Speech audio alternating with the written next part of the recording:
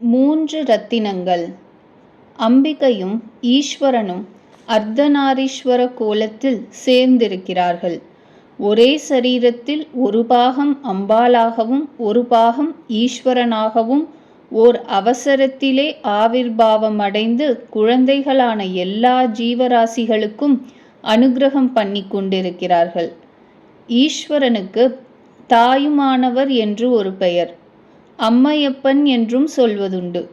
அம்மையாகவும் அப்பனாகவும் அவர் இருப்பதால் அம்மையப்பன். ஈஸ்வரன்தான் நம் யாவருக்கும் தந்தை. அவர் தந்தை மாத்திரமல்ல, தாயுமாகவும் இருக்கிறார். அதனால் தாயுமானவர் என்ற பெயரை பெற்றார். ஒரே பொருள்தான் தாயாகவும் தந்தையாகவும் இருக்கிறது என்ற தத்துவத்தை அர்த்தநாரீஸ்வர திருக்கோலம் தெரிவிக்கிறது. அர்த்தநாரீஸ்வரரை போலவே சங்கர நாராயணர் என்ற மூர்த்தியும் இருக்கிறார். தெற்கே திருநெல்வேலி ஜில்லாவில் சங்கர நயினார் கோயில் என்ற ஊர் இருக்கிறது.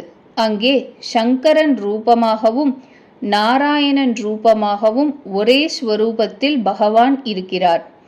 அதே மாதிரி மைசூருக்கும் மகாராஷ்டிரத்திற்கும் மத்தியில் ஹரிஹரம் என்ற ஒரு க்ஷேத்திரம் இருக்கிறது. ஹரியும் ஹரனும் ஒரே ஸ்வரூபமாக இருக்கிறார்கள். சங்கர நாராயணன் என்ற ஸ்வரூபம், அர்த்தநாரீஸ்வர ஸ்வரூபம் ஆகிய இரண்டும் ஒரே ஸ்வரூபமே என்று சொல்வதற்கு சாஸ்திரங்களிலேயே அநேக ஆதாரங்கள் இருக்கின்றன. சாக்ஷாத் மகாவிஷ்ணு ஈஸ்வரனுடைய ஒரு பாகம் ஆவார். அதே மாதிரி ஈஸ்வரன் மகாவிஷ்ணுவினுடைய ஒரு பாகம் ஆவார் என்பதற்கு புராணங்கள், மூர்த்திகள், க்ஷேத்திரங்கள் இவையே ஆதாரமாக இருக்கின்றன. தமிழ்நாட்டில் இருந்த பெரிய பக்தர்கள் பழங்காலத்தில் விஷ்ணு க்ஷேத்திரம் போய் தரிசனம் பண்ணி கொண்டு ஒவ்வொரு இடத்தையும் மங்களாசாசனம் பண்ணியிருக்கிறார்கள். சிவபக்தர்களும் அப்படி செய்திருக்கிறார்கள். அவர்களுடைய பாடல்களை திவ்ய பிரபந்தமாகவும் தேவாரமாகவும் தொகுத்து பாராட்டி வருகிறார்கள். திருமங்கையாழ்வார் பெருமாளை பற்றி பாடும்போது, பிறைதங்கு சடையானை வலத்தே வைத்து பிரமனை தன் உந்தியிலே தோற்றுவித்து என்கிறார். சந்திரனை ஜடாபாரத்திலே வைத்திருக்கிற சிவனை வலத்தே வைத்திருக்கிறாராம். உந்தி என்பது நாபிக்கு பெயர். அதிலே தோன்றிய ஒரு தாமரை மலரில் 4 தலைகளை உடைய பிரம்மா ஆவிர்பவித்தார்.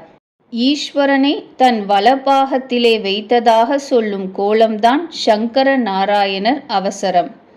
அதே மாதிரியாக தேவாரத்தில் குடமாடியை இடத்தே கொண்டு என்று வருகிறது. குடமாடி என்று விஷ்ணுவுக்கு பெயர். இது கிருஷ்ண பரமாத்மாவுக்கு ஒரு பெயர். கோபிகைகளோடு சேர்ந்து கொண்டு குடத்தை வைத்து கொண்டு ஆடினார். இந்த குடமாடியை தன்னுடைய இடபாகத்திலே வைத்து கொண்டிருக்கிறான் ஈஸ்வரன் என சொல்கிறார். ஆழ்வார் விஷ்ணுவை சொல்லும் பொழுது ஈஸ்வரனை வலபாகத்தில் கொண்டிருக்கிறார் பெருமாள் என்று சொல்கிறார். சிவபக்தர் சிவனை சொல்லும் பொழுது மகாவிஷ்ணுவை இடப்பாகத்தில் வைத்து கொண்டிருக்கிறார் சிவன் என்று சொல்கிறார். இப்படி இவர்கள் 2 பேர்களுடைய வாக்குகளை பார்க்கும் பொழுது ஈஸ்வரனும் சாக்ஷாத் மகாவிஷ்ணுவும் ஒரே ஸ்வரூபத்தில் இருக்கிறார்கள். ஹரியாகவும் ஹரனாகவும் சங்கரனாகவும் நாராயணனாகவும் இருக்கிறார்கள் என்பது தெரிகிறது. ஈஸ்வரனுடைய இடபாகத்தில் மகாவிஷ்ணு இருக்கிறார் என்றால் அதே வாம பாகத்தில்தானே அம்பிகை இருக்கிறாள். ஈஸ்வரனுடைய வாம பாகம் அம்பாளுடையது. அம்பாளுடைய வலப்பக்கத்தில் ஈஸ்வரன் இருக்கிறார் என்று சொல்லலாம். ஆழ்வாரும் மகாவிஷ்ணுவினுடைய வலப்பக்கத்தில்தான் ஈஸ்வரன் இருக்கிறார் என்று சொல்லியிருக்கிறார். இந்த இரண்டையும் சேர்த்து பார்த்தால் ஒரே பொருள்தான் அம்பிகையாகவும் விஷ்ணுவாகவும் தெரிகிறதோ என தோன்றுகிறது. மகாவிஷ்ணு யார் என்றால் வேறு யாரும் அல்ல, சாக்ஷாத் அம்பாள்தான். சில இடங்களில் அம்பாளை சொல்கிற போது பத்மநாப சகோதரி, கிருஷ்ண சகோதரி என்று சொல்வதுண்டு. அதே மாதிரி மகாவிஷ்ணுவை அம்பாளின் தமையனாக சொல்வார்கள். மந்திர கோடி யுடுத்து மணமாலை அந்தரி சூட்டக் கனா கண்டேன் தோழி நான் என்று ஆண்டாள் பாசுரம். அதாவது மகாவிஷ்ணுவை மணந்து கொள்ள இருந்த பெண்ணான ஆண்டாளுக்கு அலங்காரம் பண்ணுகிற போது நாத்தியாகிய அம்பாள் வந்து மணமாலை சூட்டினாளாம். அந்தரி என்றால் அம்பாள். திருமழிசை ஆழ்வார் மாதாய மாலவனை மாதவனை என்று பாடியிருக்கிறார். மகாவிஷ்ணு ஸ்திரீ ரூபமாக ஆனவர் என்பது அதன் பொருள். திருப்பார்க்கடலை கடைந்தபோது கடைசியாக வந்த அமிர்தத்தை சாப்பிட தேவர்களும் அசுரர்களும் சண்டை போட்டு கொண்டிருந்தபோது மகாவிஷ்ணுதான் ஸ்திரீ ரூபமாக மோகினியாக அவதாரம் எடுத்து வந்தார் என்று ஒரு கதை உண்டு. ஒரு சமயம் பஸ்மாசுரன் ஈஸ்வரனை குறித்து பெரிய தபஸ் செய்தான். ஈஸ்வரன் அவனுக்கு அனுக்கிரகம் செய்ய வந்தபோது அவன், நான் யார் தலையில் கை வைத்தாலும் அவன் அந்த க்ஷணமே பஸ்வமாக போக வேண்டும் என்று வரம் கேட்டானாம். ஈஸ்வரன் அதை கொடுத்து விட்டார். அசுரன் உடனே, நீர் கொடுத்த வரம் பலிக்கிறதா என்று பார்க்கிறேன், தலையை நீட்டும் என்று அவர் தலையிலேயே கையை வைக்க போன போது ஈஸ்வரன் பயந்து கொண்டு ஓட இவன் அவரை துரத்தி கொண்டு ஓடினானாம். அப்போது மகாவிஷ்ணுதான் இது என்னடா ஈஸ்வரனுக்கே ஆபத்து வந்து விட்டதே என்று எண்ணி பார்த்தவுடனே மோகிக்கும்படியான ஸ்திரீ ரூபத்தை எடுத்துக்கொண்டு பஸ்மாசுரனிடம் போனாராம். அந்த ரூபத்தை பார்த்தவுடன் அவன் அப்படியே மயங்கி தன்னை மணந்து கொள்ளும்படியாக அவரை அழைத்தானாம். சரி, மணக்கிறேன், நீ போய் ஸ்நானம் ஆச்சமனம் எல்லாம் பண்ணிவிட்டு வா என்று சொன்னவுடன் அந்த அசுரன் ஸ்நானம் பண்ணிவிட்டு ஆச்சமனம் பண்ணும்போது பத்மநாபா தாமோதரா என்று தன் தலையிலேயே கையை வைத்து கொள்ள அவன் பஸ்மமாக போய்விட்டானாம். இப்படியும் ஒரு கதை. அப்பொழுது மகாவிஷ்ணுவே ஈஸ்வரனுக்கு சகாயம் பண்ண ஸ்திரீ ரூபமாக வந்திருக்கிறார். மாலாகிய மகாவிஷ்ணு ஸ்திரீ ரூபமாக ஆவிர்பவித்தார் என்று சொன்னதற்கு இதுவே காரணம். அம்பாளாக இருப்பவரும் அந்த மாலே என்று சொல்லலாம். ஒரே பொருள்தான் அம்பாளாகவும் மகாவிஷ்ணுவாகவும் ஈஸ்வரனாகவும் ஆவிர்பவித்திருக்கிறது. சங்கரனாகவும் நாராயணனாகவும் ஈஸ்வரனாகவும் அம்பாளாகவும் லோகானுக்கிரக காரணமாக ஒவ்வொரு அவசரத்திலே ஆவிர்பாவம் செய்திருக்கிறார்கள் என்று தெரிகிறது. ரத்னத்ரயம் என்று ஒன்று சொல்வார்கள். 3 ரத்தினங்கள் என்று பொருள். நாம் உலகத்தில் பூஜித்து கொண்டிருக்கும் ரத்தினங்கள் வேதத்தின் மத்தியில் இருக்கும்படியான 3 ரத்தினங்களே. அம்பாள், ஈஸ்வரன், சாக்ஷாத் நாராயணன் ஆகிய இந்த 3 ரத்தினங்களையும் பூஜை செய்வது என்று வைத்து கொண்டிருக்கிறோம். காஞ்சிபுரத்தில் தனியாக அம்பாளுக்கு காமாட்சி கோயில் இருக்கிறது. பெருமாளுக்கு வரதராஜ பெருமாள் கோயில் இருக்கிறது. ஈஸ்வரனுக்கும் ஏகாம்பரேஸ்வரர் கோயில் இருக்கிறது. இவை வாஸ்தவத்தில் அதுவேறு இதுவேறு என்று இல்லை என்று காட்டுவதற்காகவும் ஒரே பரமாத்ம ஸ்வரூபம்தான் என்பதை நிரூபிப்பதற்காகவும் ஒரே சரீரத்தில் அம்பாள் ஒரு பாகமும் ஈஸ்வரன் ஒரு பாகமுமாக, ஒரு சரீரத்தில் விஷ்ணு ஒரு பாகமும் ஈஸ்வரன் ஒரு பாகமுமாக ஆவிர்பாவம் செய்திருக்கிறார்கள் என்பதற்கு அநேகம் சான்றுகள் இருக்கின்றன. காவேரி பாக்கம் என்று ஒரு ஊர் இருக்கிறது. காஞ்சிபுரத்திலிருந்து வேலூருக்கு போகிற வழியில் 20 மைலில் இருக்கிறது. அதற்கு பக்கத்தில் 1.5 மைல் 2 மைல் தூரத்தில் பாலாறு இருக்கிறது. அந்த பாலாற்றங்கரையில் திருப்பார்க்கடல் என்று ஒரு க்ஷேத்திரம் இருக்கிறது. அந்த திருப்பார்க்கடல் க்ஷேத்திரத்திலே ஒரு பெருமாள் கோயில் இருக்கிறது. அதை பற்றி பல நாளாக வழங்கி வருகிற கதை ஒன்று உண்டு. முதலில் அந்த க்ஷேத்திரத்தில் ஒரு பெருமாள் கோயில் கூட கிடையாதாம். ஈஸ்வரன் கோயில்தான் இருந்ததாம். ஒரு ஸ்ரீ வைஷ்ணவர் அநேக க்ஷேத்திரங்களுக்கு சென்று விஷ்ணு தரிசனம் பண்ணிக்கொண்டு வருகிற காலத்தில் அந்த ஊருக்கும் வந்தாராம். அநேக ஊர்களில் சிவாலயமும் இருக்கும், விஷ்ணு ஆலயமும் இருக்கும். ஒவ்வொரு நாளும் ஓர் ஊருக்கு போகிறபோது விஷ்ணு தரிசனம் பண்ணாமல் அவர் ஆகாரம் பண்ணுவதே இல்லை.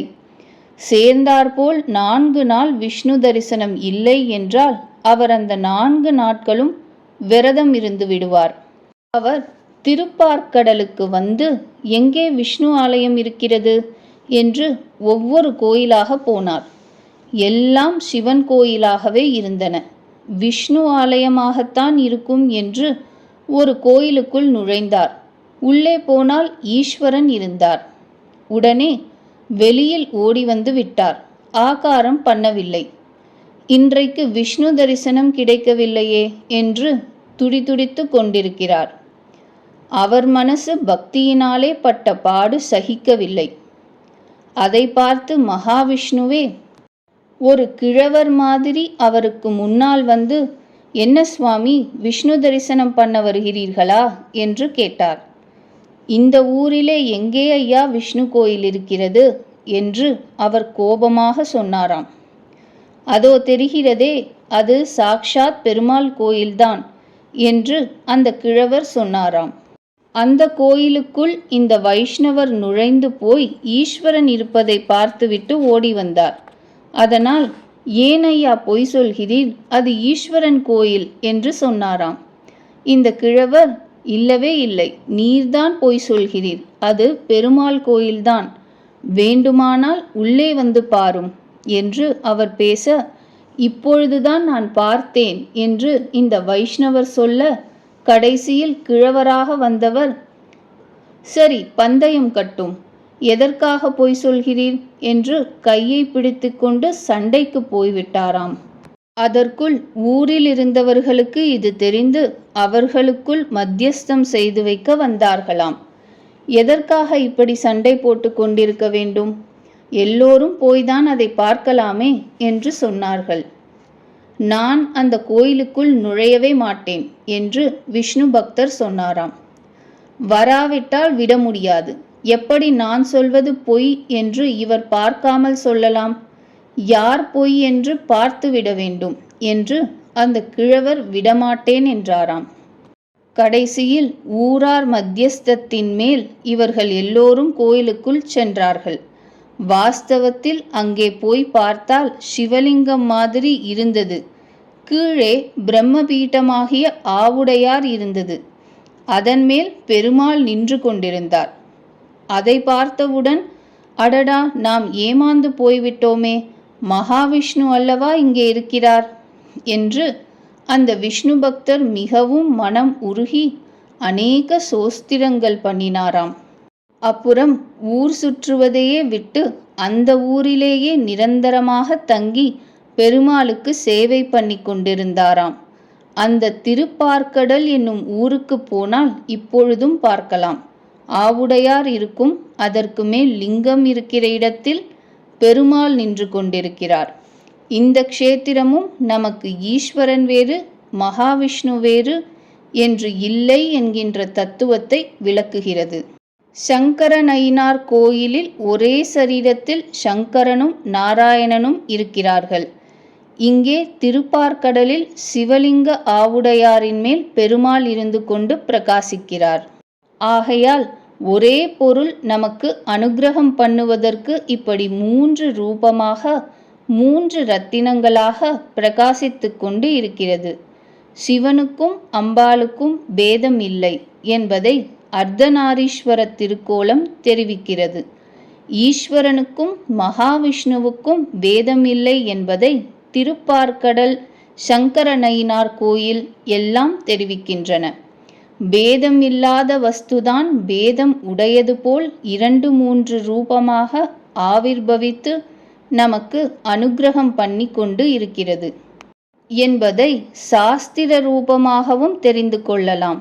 க்ஷேத்திரங்களிலுள்ள மூர்த்திகளை பார்த்தும் தெரிந்து கொள்ளலாம். ரத்னத்ரய பரீட்சை என்ற கிரந்தத்திலே ரத்தினத்தை பற்றி சொல்லும்போது ஒரே ஸ்வரூபம் 2-3ஆக பிரகாசிக்கும், எந்த காரியத்திற்கு எந்த மாதிரியாக பிரகாசிக்க வேண்டுமோ அந்த மாதிரியாக பிரகாசிக்கும். பல பல ரூபமாக வேறுபாடுடையது போல் தோன்றினாலும் உண்மையில் வேறுபாடு அற்ற ஒரு வஸ்து அது என்று சொல்லியிருக்கிறது. இந்த உண்மையை நாம் உணர்ந்து கொண்டு அந்த பரமாத்ம ஸ்வரூபத்தினுடைய அனுக்கிரகத்தை பெற வேண்டும்.